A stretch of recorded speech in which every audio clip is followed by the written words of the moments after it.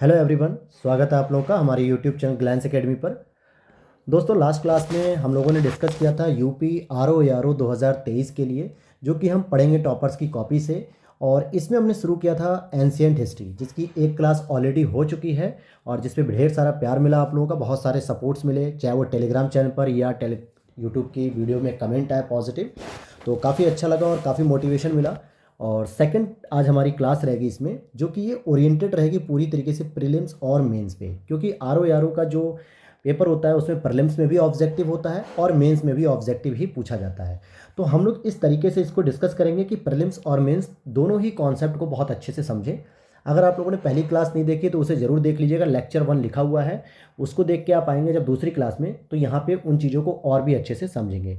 और अगर आप आर ओ 2023 के बारे में नोटिफिकेशन, सिलेबस या एलिजिबिलिटी या कौन सी बेस्ट बुक रहेंगी, किस तरीके से हम लोग स्ट्रैटेजी करेंगे फ्री ऑफ कॉस्ट पूरी तरीके से, तो इसके लिए आप लोग हमारी वीडियो को देख सकते हैं। डिस्क्रिप्शन बॉक्स में उस वीडियो का मैंने लिंक लगा दिया है। और पीडीएफ के लिए आप लोग टेलीग्राम चैनल को ज्वाइन कर लीजिए, वहाँ पे सभी अपडेट्स मिलती हैं। और ग्रुप भी जो है कि टेलीग्राम चैनल का जो डिस्कस ग्रुप है उसका भी लिंक लगा दिया गया है, जहाँ पे सभी चीज़ें आपकी क्वेरीज होती हैं, जो भी डिस्कशन होता है, जो भी आपके क्वेश्चन होते हैं उस पर हम लोग डिस्कस करते हैं, उसका सॉल्यूशन होता है।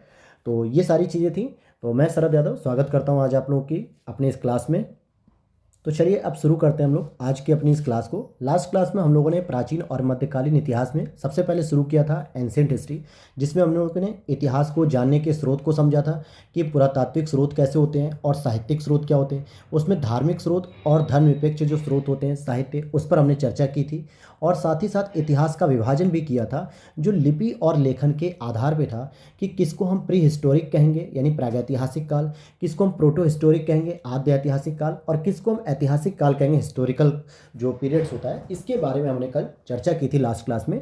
तो आज हम लोग इसके आगे बढ़ेंगे और अब हम लोग सबसे पहले शुरू करेंगे अपना प्री हिस्टोरिक अर्थात कि प्रागैतिहासिक काल, जहाँ पे किसी लिपि का विकास नहीं था, केवल बोली तो पाई जाती थी, क्योंकि मानव समुदाय या जंतु या जीव का जब से जन्म हुआ है, चाहे वो जीव किसी भी श्रेणी का हो, उसमें आपस में कम्युनिकेट करने की एक भाषा होती है जिसको बोलता है। भले उसकी एक लिपि नहीं होती, लेकिन वो बोलने की जो शैली थी वो शुरू से ही डेवलप थी। और ये जो जीवन था वो शिकारी युक्त था। तो इसमें मुख्य रूप से पाषाण काल के युग को हम देखते हैं, स्टोन एज। पाषाण का मतलब होता है पत्थर से युग था, जो जिसमें पत्थरों पे ही जो है कि ज़्यादातर काम हुआ, चट्टानों पे काम हुआ, इसीलिए हम इसको पाषाण या स्टोन एज कहते हैं। तो आज हम इसी को डिटेल से समझेंगे, इसको तीनों पार्ट में इसको कैटेगराइज करेंगे। तो जैसे हम देखेंगे यहाँ पे प्रागैतिहासिक काल, जो कि 3 पार्ट में डिवाइड किया जाता है। एक होता है आपका कौन सा आ जाएगा प्रागैतिहासिक काल में, अगर आप देखेंगे तो यहाँ पर आप देखेंगे पूरा पाषाण काल होता है, जिसको हम लोग पैलियोलिथिक एज कहते हैं। एक होता है मध्य पाषाण काल, जिसको मेसोलिथिक एज कहते हैं। और तीसरा होता है नव पाषाण काल, नियोलिथिक एज। तो आपको इंग्लिश में याद ना रख के ईजिली भाषा में याद रखिएगा कि पाषाण काल वही 3 भागों में विभाजित है। एक तो पूरा पाषाण मतलब कि सबसे पुराना, फिर एक मध्य पाषाण जो बीच की एज का था, जिसमें कुछ डेवलपमेंट देखने को मिलता है, कुछ विकास देखने को मिलता है। और उसके बाद हम देखते हैं नव पाषाण काल, जिसमें काफ़ी कुछ देखने को मिलेगा, कृषि की खेती, पशुपालन के साक्ष्य, युद्ध के साक्ष्य, ये सारी चीज़ें यहाँ पर हमें देखने को मिलेंगी। तो आइए सबसे पहले हम इसमें समझेंगे पूरा पाषाण काल। देखिए यहाँ पर क्या है कि हम लोगों को केवल एंशिएंट हिस्ट्री में उतनी ही चीज़ों को कवर करना है जहाँ से प्रीलिम्स के सीधे प्रश्न पूछे जाते हैं। इवन कि मेंस में भी जो डिटेल से प्रश्न पूछ लिए जाते हैं वो आपके कॉन्सेप्ट पे आधारित होते हैं। तो कॉन्सेप्ट को समझना यहाँ पे बहुत ज़रूरी है। इसीलिए हमने क्या किया है कि नोट से शुरू किया है इसको स्टडी करना। किताबों से आप लोग जब पढ़ते हैं, बहुत सारी मैंने बुक बताई हैं एंशिएंट हिस्ट्री के लिए किस बुक को पढ़ना है आर ओ की वीडियो में। तो किताबों से क्या होता है, आप 2 चीज़ें सीखते हैं। एक तो उसकी भाषा कैसी है, उसके सीक्वेंसेस क्या हैं, और साथ ही साथ उसमें कौन से ऐसे फैक्ट हैं जो प्रीलिम्स और मेंस में पूछे जाते हैं। लेकिन जो टॉपर्स कॉपी है उसमें प्रीलिम्स और मेंस दोनों को एक साथ इस तरीके से कंपाइल किया जाता है कि ताकि आपको बेहतर तरीके से समझ में आ जाए कि कॉन्सेप्ट असल में है क्या, और बहुत ही कम शब्दों में समझ में आ जाए, बहुत ही कम चीज़ों में समझ में आ जाए, और जो डायरेक्टली प्रश्न बन जाते हैं उन चीज़ों को भी आप लोग याद रख सकेंगे। तो शुरू करते हैं। तो देखेंगे अगर आप पूरा पाषाण काल की बात करेंगे तो ये आरंभ से, अब यहाँ पे जो आरंभ है, आरंभ का मतलब कई हजारों वर्ष पहले या कई करोड़ वर्ष पहले की बात हो रही है। तो वहाँ से 10,000 बीसी तक, यानी कि 10,000 बीसी का मतलब हो गया हम धीरे धीरे धीरे धीरे अपने आगामी चरण की ओर बढ़ रहे थे। तो यहाँ पर मुख्य रूप से आपको देखने को मिलेगा कि जो मानव का समाज था, जो एक सभ्यता थी, वो शिकारी जीवन से युक्त मानव था। शिकारी जीवन का मतलब क्या हो गया कि वो केवल शिकार पर निर्भर था, चाहे वो पक्षियों का शिकार करता हो या जंतु का शिकार करता हो या जानवरों का। इवन कि कभी कभी तो ऐसा भी होता था कि अगर उन्हें भूख ज़्यादा लगी तो अपने परिवार या अपने कुल के सदस्यों को या अपने ग्रामीण समाज जहाँ पे वो लोग दो चार लोग रहते थे उनमें से ही मार के खा जाते थे। तो कुल मिला के इनका जीवन कैसा था। तो अब हम लोग यहाँ पर देखेंगे कि जो पूरा पाषाण काल भी था, जिस तरीके से पाषाण काल को 3 पार्ट में डिवाइड किया गया है। पहला होता है आपका पूरा पाषाण यानी कि सबसे पुराना युग, उसके बाद होता है मध्य पाषाण यानी उसके बीच वाला युग, और फिर होता है एक नव पाषाण युग। तो 3 प्रकार के युग थे। तो उसी प्रकार से पूरा पाषाण काल को भी 3 पार्ट में डिवाइड किया गया है। क्या लिखा जाता है, बस ये पूरा नाम रहेगा पूरा पाषाण, इसके आगे लिख दिया जाएगा निम्न पूरा पाषाण, मध्य पूरा पाषाण और उच्च पूरा पाषाण। शब्दों को समझिएगा दोस्तों। यहाँ पे मैंने कहा कि निम्न पूरा पाषाण पूरा वर्ड है लेकिन उसका निम्न वाला युग, फिर मध्य पूरा पाषाण, फिर उच्च पूरा पाषाण। तो देखिए सामान्यतः क्या होता है, पाषाण युग से 1 से 2 प्रश्न पूछे जाते थे पहले वनडे एग्जाम्स में, एसएससी रेलवे वगैरह में पूछे जाते थे। लेकिन अब आरओ यारो या सिविल में तो अब बहुत ही कम कर दिए गए हैं, बल्कि उनके कॉन्सेप्चुअल प्रश्न पूछ लिए जाते हैं कि अगर किसी तकनीक का विकास हुआ तो कैसे हुआ, किसी मुद्रा का विकास हुआ तो कैसे हुआ, कैसे किसी समाज या ग्रामीण बस्ती या कृषि का विकास हुआ, या एक तो इससे संबंधित कुछ साक्ष्य होते हैं उनको पूछ लिया जाता है सामान्यतः। और यहाँ से अब कोई प्रश्न नहीं बनता है।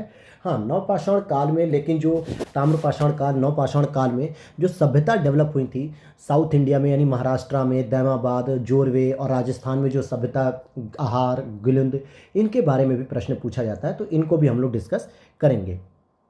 तो देखिए पूरा पाषाण काल में जो शिकारी जीवन युक्त मानव यहाँ पर था, तो जब आप इसके निम्न पूरा पाषाण, मध्य पूरा पाषाण के बाद जब आप उच्च पूरा पाषाण काल में आएंगे तो यहाँ की एक सबसे महत्वपूर्ण उपलब्धि देखने को मिलती है कि आज जो हम और आप देखने को मिलते हैं, एकदम सीधे चलते हैं, हमारे पीठ के पीछे पूंछ नहीं है, ये सारी चीज़ें, तो इसको होमो सैपियंस कहा जाता है। और ये आधुनिक मानव का जो विकास हुआ वो उच्च पूरा पाषाण काल में हुआ। यह आपसे 3 ऑप्शन दे सकता है कि पूरा पाषाण, मध्य पाषाण और नव पाषाण।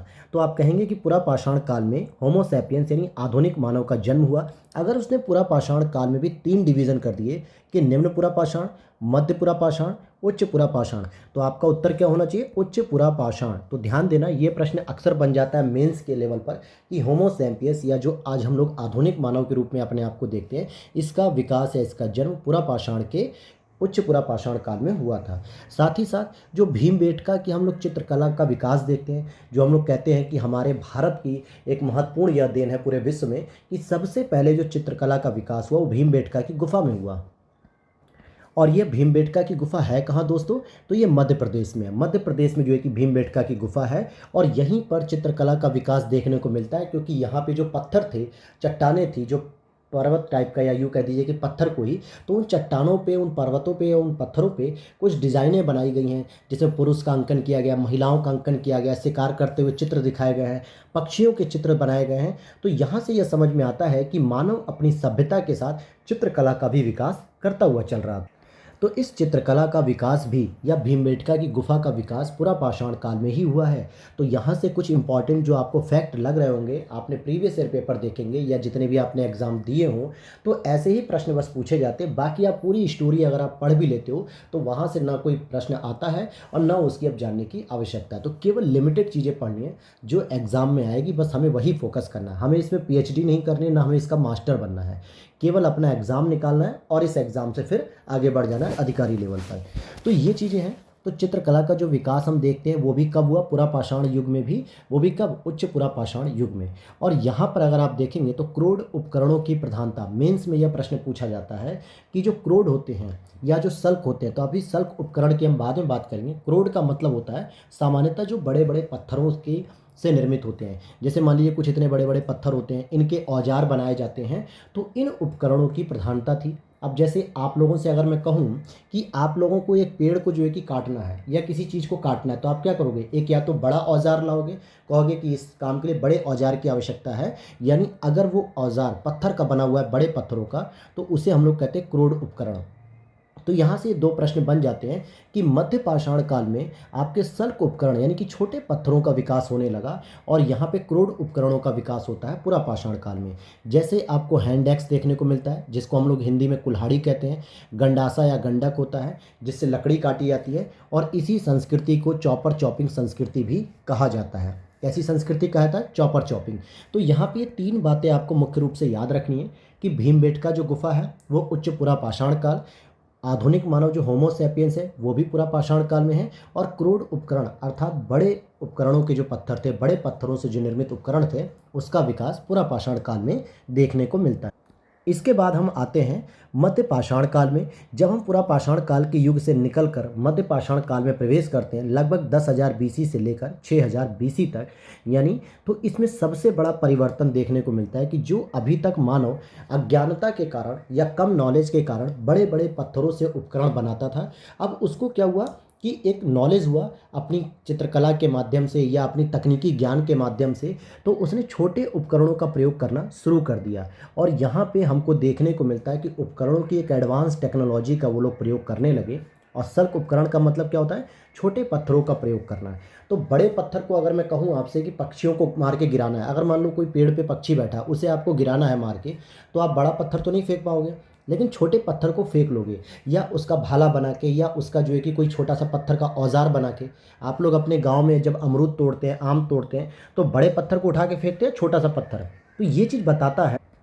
तो आप लोग सामान्यतः छोटे पत्थर उठा के फलों को तोड़ते हैं। तो इससे क्या समझ में आता है कि अगर हवाई फायर करना हो, यानी कि अगर आसमान में या पेड़ों पे बैठे किसी पक्षी को या उड़ते हुए पक्षी को या किसी फल को तोड़ना है, तो आप छोटे पत्थर का प्रयोग करोगे। और यह तकनीक का विकास आपको मध्य पाषाण काल में देखने को मिलता है। आज जो हम लोग छोटे छोटे रॉकेट बना लेते हैं, छोटे से धनुष से हम लोग खेलते हैं बचपन में, तो ये सारे विकास हमें देखने को मिले अपनी संस्कृति में मध्य पाषाण काल में।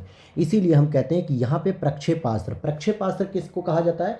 जिनको हम फेंक सकते हैं, जैसे भाला हो गया, धनुष हो गया, पत्थर हो गए। तो इनको हम जब ऊपर फेंकते हैं और फेंक कर किसी चीज़ को तोड़ते हैं या जो है कि किसी पक्षी को मारते हैं, तो इसे ही हम कहते हैं प्रक्षेपास्त्र तकनीक का विकास हुआ यहाँ पर। जिसमें जैसे पक्षियों का शिकार किया जाने लगा, जो पेड़ों पे पक्षी बैठे थे, या मछली। अब मछली पकड़ने के लिए अगर आप एक बड़ा सा पत्थर पानी में फेंकोगे, जो पूरा पाषाण काल में था, तो शायद मछली भी नहीं पकड़ में आएगी और ना आपका कुछ होगा।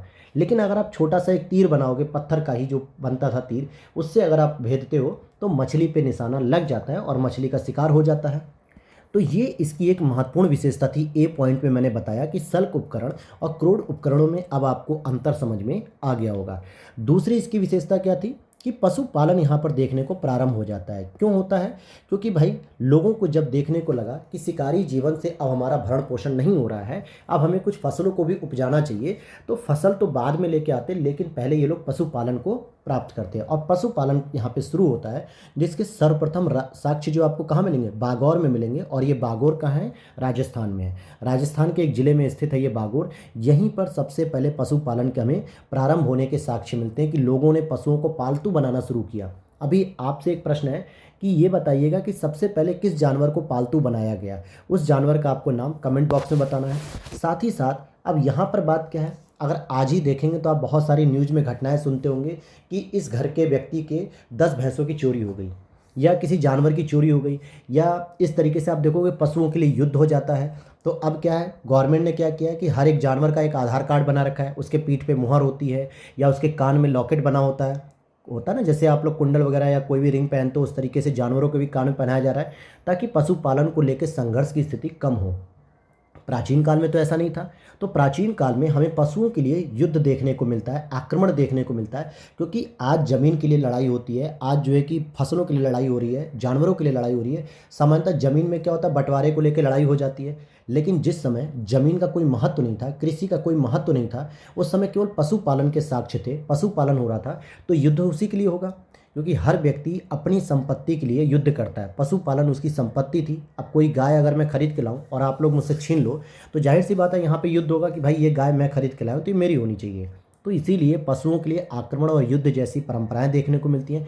और इसका भी सर्वप्रथम साक्ष्य में सराय नाहर राय, जो कि यूपी के प्रतापगढ़ के निकट है, जो इलाहाबाद और प्रतापगढ़ के रेंज में आता है। तो सराय नाहर राय से आपको सबसे पहले पशुओं के लिए युद्ध के जो है कि साक्ष्य मिलेंगे। लेकिन अगर बात की जाए पशुपालन प्रारंभ होने के साक्ष्य, तो सबसे पहले साक्ष्य बागौर में मिलेंगे। अब यहाँ पर कुछ लोग कमेंट करेंगे आप में से कि सर पशुपालन के साक्ष्य नवपाषाण काल में मुख्य रूप से देखने को मिलते हैं। तो दोस्तों मध्य पाषाण काल में थोड़े से ही स्तर पे एक पशुपालन को शुरू कर दिया गया था, लेकिन उसका जो पूरी तरीके से विकास हुआ, कृषि के साथ साथ पशुपालन का विकास नवपाषाण काल में ज़्यादा किया गया। अब बात करेंगे हम नवपाषाण काल की। तो जब 6000 बीसी से हम आगे बढ़ते हैं, लगभग 6000 बीसी से लेकर 3000 बीसी तक, तो यहाँ पर पाषाण काल आपका खत्म होता है और पाषाण काल के बाद शुरू होती है आपकी ताम्र पाषाण काल और हड़प्पा सभ्यता। तो अभी हम समझेंगे नवपाषाण काल। इसमें क्या है कि यहाँ पर जब लोगों को लगा कि पशुपालन से जो है कि हमारा भरण पोषण नहीं हो रहा है, कुछ लोग तो ऐसा भी करते थे कि जब उन्हें भोजन नहीं मिलता था शिकारी जीवन से, तो अपने ही पालतू पशुओं को मार के अपना भोजन और अपने परिवार का भोजन भरण पोषण करते थे। लेकिन जब उन्हें यह भी समझ में आ गया कि इस तरीके से तो हमारा इकोसिस्टम भी खराब होगा, हमारे आसपास रहने वाले पशुओं की संख्या लगातार गिरती जा रही है, क्योंकि मनुष्य की संख्या ज़्यादा है, पशुओं की संख्या इतनी कम होती जा रही है कि लोग मार मार के शिकार करके उनको ख़त्म कर दे रहे हैं, तो आखिरकार भोजन कहाँ से प्राप्त होगा उन्हें। आज भी अगर हम कोई काम कर रहे हैं तो मुख्य रूप से अपने भोजन की व्यवस्था के लिए कर रहे हैं, अपने परिवार की व्यवस्था के लिए कर रहे हैं। तो इसीलिए जब उन्हें लगा कि पशुपालन एक सीमित संसाधन है अपने भरण पोषण के लिए, तो इन्होंने अब कृषि की ओर रुख किया, यानी कि कृषि का काम शुरू किया। तो इसी तरीके से फिर कृषि के भी हमें साक्ष्य देखने को मिलते हैं, और सबसे पहले जो साक्ष्य मिले थे वो मेहरगढ़ में मिले थे, जो कि ये बलूचिस्तान पाकिस्तान में आता है। अब यहाँ पर ध्यान देना, मैंने पूरी कृषि के साक्ष्य बताए हैं। जैसे अब अलग अलग आप साक्ष्य पढ़ोगे, जैसे चावल के साक्ष्य पढ़ोगे, गेहूँ के साक्ष्य पढ़ोगे, जौ के साक्ष्य पढ़ोगे, फिर कोल्डियावा भी आपके सामने एक नाम आएगा, लहुरा देव से भी खेती के साक्ष्य मिलते हैं। तो ये अलग अलग जो है कि आपको मिलेंगे। लेकिन कृषि के जो सर्वप्रथम जो साक्ष्य मिलते हैं कि कृषि की खेती हो रही थी, तो मेहरगढ़ बलूचिस्तान से। उससे भी इम्पॉर्टेंट प्रश्न बनता है कि कृषि के जो प्रारंभिक साक्ष्य हैं वो नवपाषाण काल में थे या मध्य पाषाण काल में। तो आपका उत्तर हो जाना चाहिए नवपाषाण काल में। और जब कोई व्यक्ति एक जगह पे खेती कर रहा है, तो ऐसा तो है नहीं कि खेती आप यहाँ कर रहे हो और आप यहाँ से रहने जा रहे हो 50-100 किलोमीटर दूर।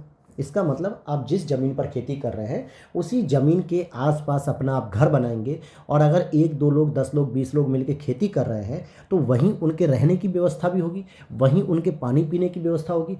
तो इससे क्या हुआ, एक समुदाय का विकास हुआ, एक ग्रामीण बस्ती का विकास हुआ, यानी रहने की व्यवस्था लोगों ने शुरू की, शहरी निवास की व्यवस्था शुरू हो जाती है।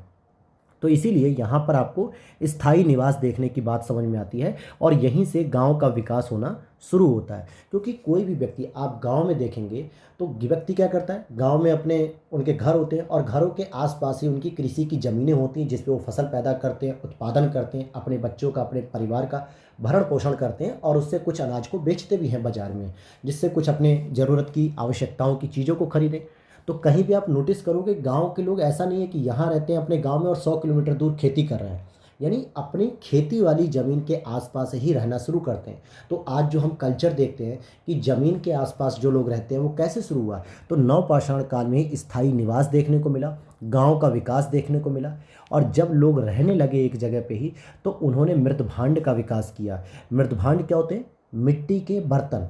जैसे आज हम लोग स्टील के बर्तन यूज करते हैं, चांदी के बर्तन यूज करते हैं जो रॉयल फैमिली होती हैं, या कहीं कहीं एल्युमिनियम के बर्तन यूज करते हैं। जो स्टूडेंट लाइफ में बच्चे हैं वो कुकर, बर्तन, गिलास, कटोरी जो भी यूज कर रहे हैं वो सारे के सारे स्टील और एल्युमिनियम के हैं। लेकिन पूरा पाषाण काल में, या यूँ कहें मतलब पाषाणिक युग में, जब कोई धातु का विकास नहीं हुआ था, क्योंकि सबसे पहले धातु के रूप में तो लोहे का विकास हुआ, तांबे का विकास हुआ।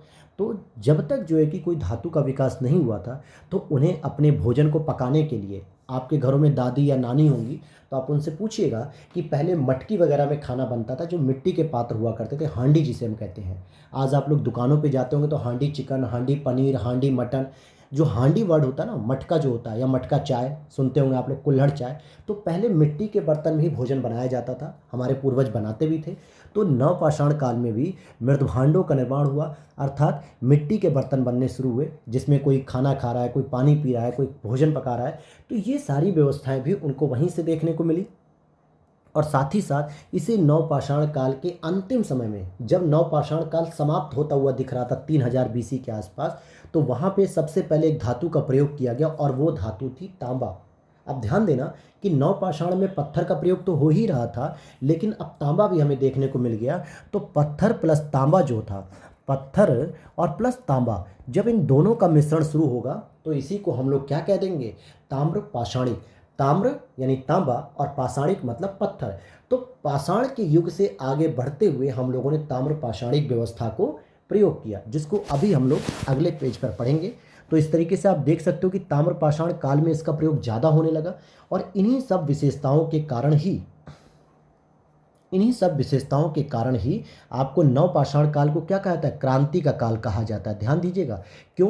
क्योंकि कृषि के साक्ष्य देखने को मिले, स्थायी निवास का विकास हुआ, ग्राम का विकास हुआ, मृदभांडों का निर्माण हुआ, धातु के रूप में तांबा का प्रयोग किया जाने लगा, पशुपालन का उन्नत रूप से विकास हुआ, आग पहिए का विकास हुआ, बहुत सारी चीज़ों का विकास यहाँ पर देखने को मिला। तो इसीलिए हम इसे क्रांति का काल कहते हैं। किसको कहते हैं हम लोग क्रांति का काल? नवपाषाण काल। अब आपसे क्या करेगा, आर ओ की एग्जाम्स में, मेंस में एक प्रश्न दे देगा कि निम्नलिखित में से किस काल को क्रांति का काल कहा जाता है। और आप लोग पढ़ के क्या जाओगे, आग का आविष्कार कब हुआ पुरापाषाण में, और पहिए का आविष्कार कब हुआ नवपाषाण काल में, कृषि का विकास कब हुआ नवपाषाण काल में। लेकिन बेसिक कॉन्सेप्ट आपने नहीं समझा कि क्रांति का काल का मतलब हो गया जहाँ पे जीवन में एक क्रांतिकारी परिवर्तन देखने को मिला, सारी सुविधाएं धीरे धीरे बढ़ने लगी, लोगों ने अपने विचार, चिंतन और तकनीकी ज्ञान से जो है कि उन्नत अवस्था को प्राप्त करना शुरू किया। तो यही तो क्रांति कहलाती है। क्रांति में हम पिछले समाज की जो गतिविधियां थी, पिछड़े हुए समाज की, उनको परिवर्तित करते हैं। इसीलिए नवपाषाण काल में हमें युद्ध का जीवन नहीं देखने को मिला, शिकारी जीवन नहीं देखने को मिला, बल्कि कृषि का विकास देखने को मिला, स्थायी निवास देखने को मिला, ग्राम का विकास देखने को मिला, मिट्टी का प्रयोग करके बर्तनों का निर्माण देखने को मिला, धातु के रूप में तांबे का प्रयोग देखने को मिला। तो इन्हीं सब चीज़ों की वजह से क्रांति का काल इसे कहा जाता है। तो प्रश्न आपसे पूछेगा कि अगर क्रांति का काल किसे कहा जाता है, तो नवपाषाण काल को कहा जाता है। तो देखिए, यही सब चीज़ें हैं जिसको आपको समझना है, बेसिक कॉन्सेप्ट को अपने मजबूत करना है, जिससे आप लोग क्या करें, प्रीलिम्स के साथ मेंस को भी ईजिली क्रैक कर सकें।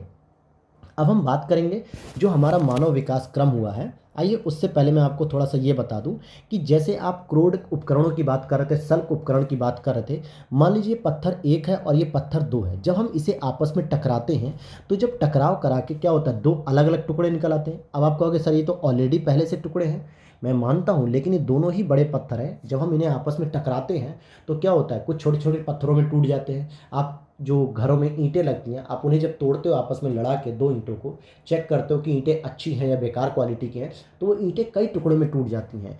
तो जो बड़े बड़े ईंटों के रूप में टूटते थे उन्हें तो हम कहते थे क्रोड उपकरण, जिसको हम चॉपर चॉपिंग तकनीक कहते थे, बड़े उपकरण। और जो छोटे छोटे पत्थरों में टूट जाते थे उसको हम सल्क उपकरण के रूप में जानते हैं, यानी जहाँ पे उच्च तकनीक को प्रस्तुत किया गया था। तो ध्यान देना, जब आपसे पूछेगा कि चॉपर चॉपिंग तकनीक किस युग से संबंधित है, तो आप क्या कहोगे, पुरापाषाण काल से संबंधित है, क्योंकि पुरापाषाण काल में ही तो क्रोड उपकरण का प्रयोग किया जाता, बड़े पत्थरों का। लेकिन जब आपसे पूछेगा कि सल्क उपकरण या छोटे उपकरणों का प्रयोग कब हो रहा था, तो आप कहोगे मध्यपाषाण काल में, क्योंकि यहाँ पर पत्थरों का छोटा छोटा प्रयोग किया जाने लगा। आगे समझते हैं, जैसे मानव विकास का क्रम कैसे हुआ। तो सबसे पहले जो आदि मानव कहा जाता था उसे हम ऑस्ट्रेलोपिथेकस, ठीक है, ऑस्ट्रेलोपिथेकस कहते थे। उसके बाद होमो इरेक्टस आया। होमो इरेक्टस की क्या खास विशेषता थी, तो अगर आपसे पूछता है तो यस, मानव सीधा चलने लगा। जैसे पहले मानव झुक के चलता था, आपने बहुत सारी एक इमेज देखी होगी जो वायरल होती रहती हैं, आपको गूगल पे भी देखने को मिल जाएगी कि ह्यूमन इवोल्यूशन कहाँ से हुआ।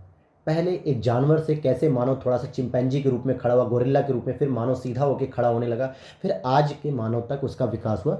तो होमो इरेक्टस जो था वो सीधा चलने वाला मानव था, जिसे हम पिथेकैंथ्रोपस कहते हैं। फिर अगले आते हैं निएंडरथल, जो पहली बार अक्षरबद्ध भाषा का प्रयोग करने लगा।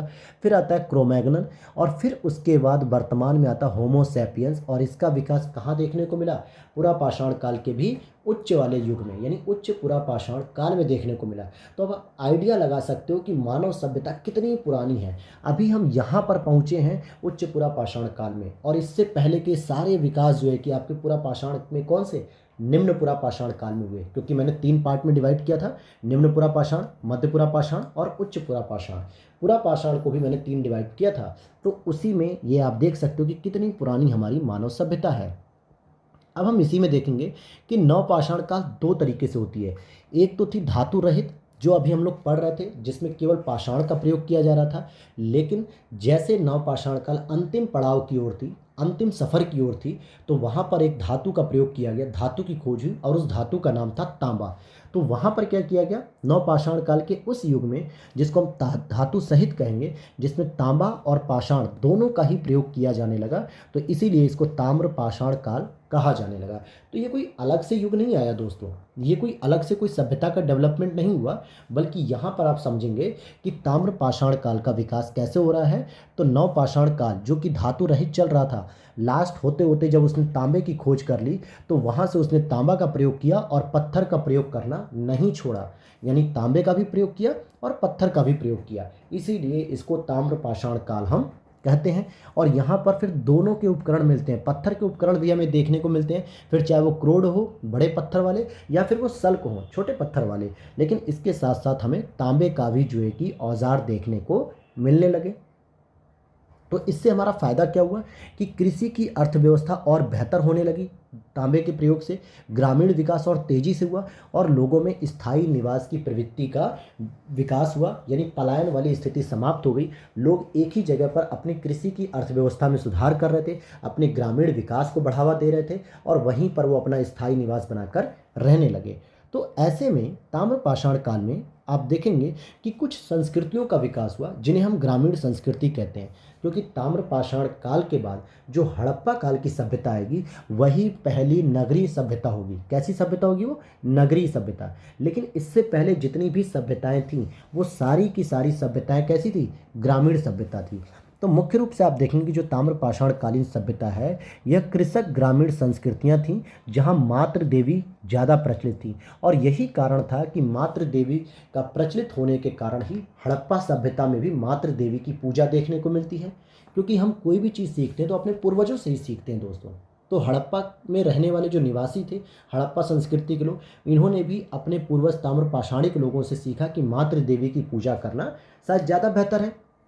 इसीलिए भूमि की पूजा करते हैं, देवी की पूजा करते हैं, नर्तकी की पूजा कर रहे थे, उर्वरा की पूजा कर रहे थे, प्रकृति की पूजा कर रहे थे।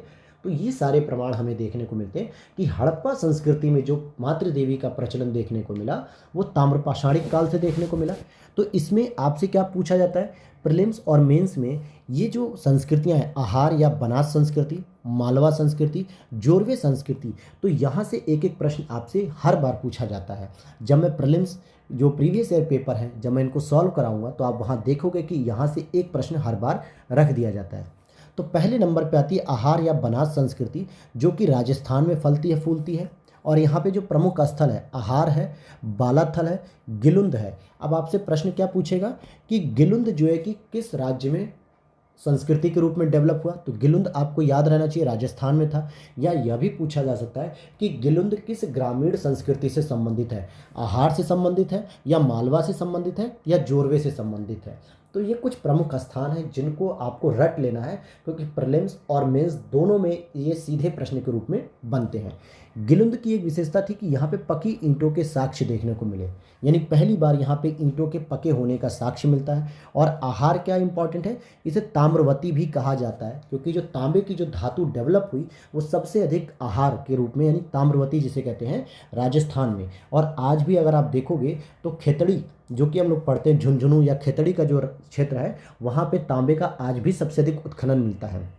तो सोचिए इसका प्राचीन भारतीय जो पाषाणिक युग है, ताम्र पाषाणिक युग, वहीं से इसका संबंध देखने को आज भी मिलता है, क्योंकि यहाँ पे बड़ी मात्रा में हमें आज भी तांबा मिल रहा है। तो आहार संस्कृति क्या है? ये आपकी बनास या आहार संस्कृति राजस्थान से संबंधित है। तो ये कुछ स्थल हैं, इनके नाम आपको याद रखने हैं। अगला पूछता है मालवा संस्कृति। तो मालवा कहाँ से संबंधित है? तो मध्य प्रदेश। और प्रमुख स्थल इसमें जैसे कायथा हो गए, एरण हो गए, नावदा टोली हो गए, गानदा हो गए। तो ये 4 स्थलों के नाम आपको मुख्य रूप से याद रखने हैं, क्योंकि जब आपसे पूछ देगा कि आहार, बालाथल, गिलुंद और कायथा, इनमें से पूछ लेगा कि निम्नलिखित में से कौन सी मालवा संस्कृति से संबंधित है, तो आपको याद होना चाहिए कि कायथा मालवा संस्कृति से संबंधित है। ऐसे ही प्रश्न आपके यूपी पीसीएस प्रीलिम्स में भी आते हैं और यूपी आरओ यारो प्रीलिम्स और मेंस दोनों में ऐसे प्रश्न आते हैं। नवदा टोली से हमें अनाज के साक्ष्य देखने को मिले, और साथ ही साथ मालवा संस्कृति की एक प्रमुख विशेषता थी कि यहाँ के जो मृदभांड थे, जो मिट्टी के बर्तन थे, वो बहुत ही उत्कृष्ट या बहुत उच्च कोटि के बनाए जाते थे। तो आपको क्या समझ में आया कि आहार, बालाथल, गिलुंद, ये तीनों ही आपके राजस्थान यानी बनास संस्कृति से संबंधित हैं, जबकि कायथा, एरण, नवदा टोली, गांधा, ये चारों ही आपके मालवा संस्कृति से संबंधित हैं। जोरवे संस्कृति की बात करेंगे तो जोरवे संस्कृति में जो स्थल आते हैं आपके, जोरवे आता है जिसके नाम पे जोरवे संस्कृति पड़ा, फिर नेवासा आता है, दैमाबाद आएगा, इनाम गांव आएंगे। तो ये चारों ही जो संस्कृतियों के जो क्षेत्र हैं ये महाराष्ट्र में डेवलप हुए। तो आप देख सकते हो कि ताम्र पाषाणिक काल की जो क्षेत्र हैं वो कहाँ कहाँ डेवलपमेंट हुए। एक तो राजस्थान में आहार और बनास के नाम से, एक आता है आपका मध्य प्रदेश में जो मालवा के नाम से, और एक आता है आपका महाराष्ट्र में जो कि जोरवे के नाम से आते हैं। और ये तीनों ही मुख्य रूप से ग्रामीण संस्कृतियाँ थीं।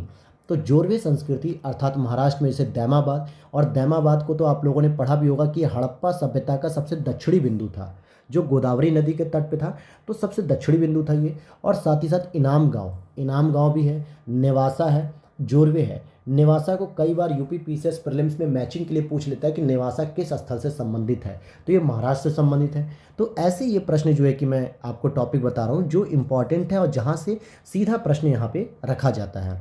अब हम बात समझेंगे और यहाँ की जो विशेषता थी जोरवे संस्कृति की, कि वयस्क व्यक्ति की मृत्यु के पश्चात पैर का निचला हिस्सा काट कर दफनाया जाता था जिससे भूत न बन सके।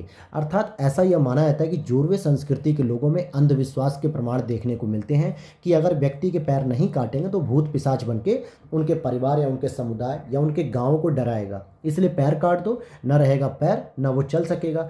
तो ऐसी स्थिति की बताती है कि ये अंधविश्वास भी मानते थे, और आज भी गांव में बहुत जगह आपको अंधविश्वास देखने को मिलेंगे। और दैमाबाद की एक बहुत प्रमुख विशेषता है कि गैंडा, हाथी, भैंस और रथ चलाता मनुष्य के साक्ष्य मिले हैं। तो अक्सर यह प्रश्न आपसे यूपी पीसीएस प्रीलिम्स और यूपी आरओ यारों पूछा जाता है कि ताम्र पाषाण की किस संस्कृति से रथ चलाते हुए मनुष्य के साक्ष्य मिले, तो वो आपके मिले जोरवे संस्कृति से। अगर और भी डिटेल पूछे कि जोरवे संस्कृति के किस क्षेत्र से आपको रथ चलाते मनुष्य के साक्ष्य मिले हैं, ऑप्शन में दे देगा जोरवे, नेवासा, दैमाबाद, इनाम गांव। तो आपको उत्तर क्या देना है कि दैमाबाद। तो दैमाबाद से जो है कि ये क्षेत्र हमें देखने को मिलता है।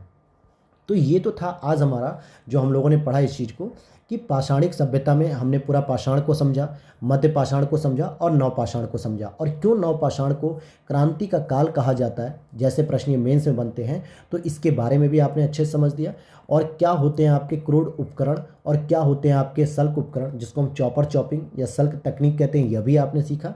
और नवपाषाण में कैसे हम धातु रहित के साथ आगे बढ़ते हुए धातु सहित यानी ताम्र पाषाण के युग में आते हैं, और उसमें हम कृषक संस्कृति देखते हैं जिसमें आहार, मालवा और जोरवे देखते हैं, जहाँ पे कुछ इंपॉर्टेंट चीज़ें, जैसे आहार को तांबे की राजधानी कहा जाता है, मालवा में नौदा टोली इंपॉर्टेंट है, साथ ही साथ जोरवे में आपका दैमाबाद इंपॉर्टेंट है, और यहाँ अंधविश्वास के प्रमाण भी देखने को मिलते हैं। तो दोस्तों ये तो थी आज की क्लास, और कल से हम लोग शुरू करेंगे अपनी हड़प्पा सभ्यता। और हड़प्पा सभ्यता से 3 से 4 प्रश्न जो है कि आपके प्रीलिम्स और मेंस दोनों को मिला के बनेंगे। 1 से 2 प्रश्न अगर आपके प्रीलिम्स में आते हैं तो 1-2 प्रश्न आपके इसमें मेंस में भी आते हैं, और यूपी पीसीएस से भी यहाँ से प्रश्न लगातार बनते हैं। तो हड़प्पा सभ्यता को हम लोग कल नेक्स्ट क्लास में पढ़ेंगे। तो आप लोग अपना फीडबैक दीजिएगा, कमेंट कीजिएगा कैसी लगी वीडियो। अच्छी लगी हो तो लाइक कर लीजिएगा, और इसकी पीडीएफ अगर चाहिए होगी तो टेलीग्राम चैनल को ज्वाइन कर लीजिए, लिंक डिस्क्रिप्शन बॉक्स में दिया हुआ है। Thanks for watching.